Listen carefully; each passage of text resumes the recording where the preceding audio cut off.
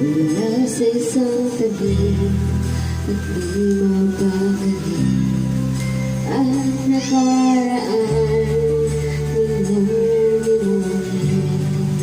Di lubos maisip bakit nagkalayo.